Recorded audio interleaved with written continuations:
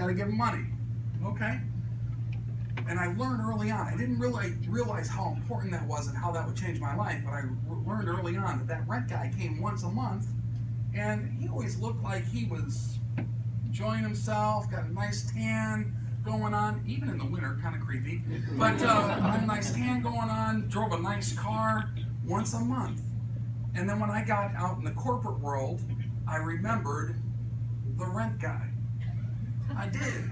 I remember the rent guy. Now here's the ironic thing. His name was Harry, his real name. That's ironic. Anyway, I thought about Harry, and that sounded creepy too. But I thought about Harry coming once a month, picking up those rent checks, and I saw my mom go to her 9 to 9 to make that rent check. Because I would only thing I'd hear her say is, I gotta get this rent paid. I gotta work, I gotta get this rent paid. So you can see why my sister was left in charge of the boys.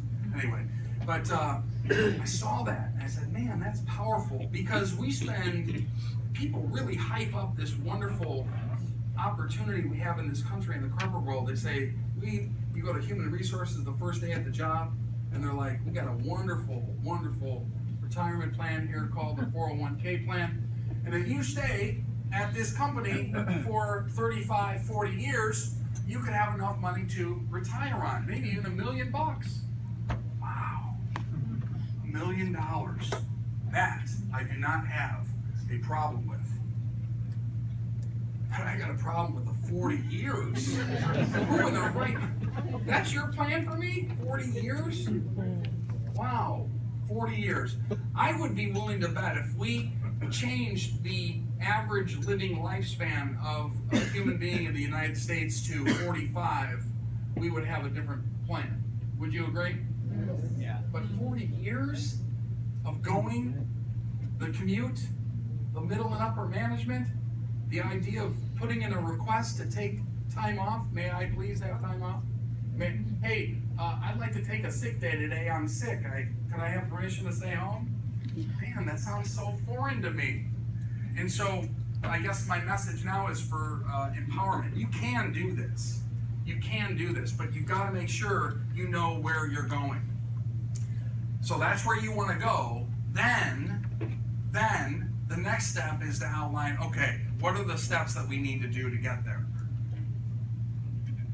What are the steps that we need to do to get there? Does that make sense to everybody? It's simple. Doesn't it seem simple? I think I'm oversimplifying, but after 20 years of doing this, it really is. It's not rocket science here. It's not rocket science. You need to know some things, and you've got to focus on some things with regard to what you're doing, and understand some formulas and make some introductions and do some networking and all of that stuff. But it's not rocket science. So that's the next thing. What's your number? Does everybody have their number now? Yep. Yeah. Does somebody does not have their number? They don't know what that is? Yes, sir. I don't have it. You don't have it? No. Okay. I don't think Can I just give you a number?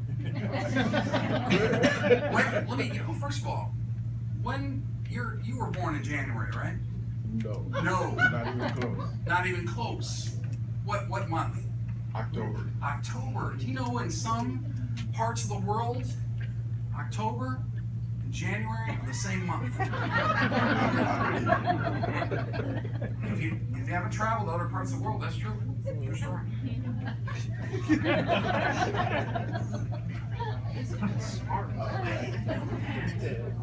Yeah, Uruguay is one of those countries. Uruguay. Uruguay. You go to Uruguay, October and January are the same month.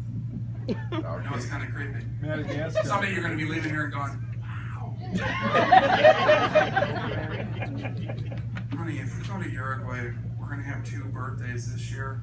It's awesome. Anyway, how are you doing? Nestor, right? Yes. Nestor. Nestor, that's a cool name. John, silent H. So now that we know the flow, you've got to start thinking about your action plan. Where do we find these rental units? Because that's the business I'm in. Where do we find these rental units? Let's think about where we are first. The average occupancy rate across the country is 95% plus in most major metros. So if you had to start and create the perfect business, wouldn't it be one in which the demand was outpacing the supply? Yes. Yeah. And so I think of that as the rental business. And wouldn't it be one in which that aspect, the demand outpacing the supply, is more of a chronic problem, long-term? When I say chronic, long-term, as opposed to acute problem? An acute problem would be, something short-term, but long-term, meaning chronic. Wouldn't that be a good possibility? So let me ask you this: do you think that we have the lowest interest rates that we've had in a long, long time? Do you think that, and it's going down further, someone said? And do you think we should have more homeowners today? Yeah, for sure. But why is that? Why don't we have more homeowners? Middle class is getting more broke. Middle class is getting more broke. I know he said that without a mic. I'm just going to let him go. What is it? Jobs? Job security. People don't have the down payment, even with an FHA program and things like that. I get it. I get all that. What is it? Mentality. FIA?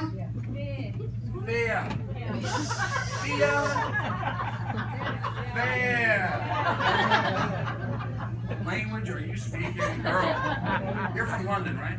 London? Manchester.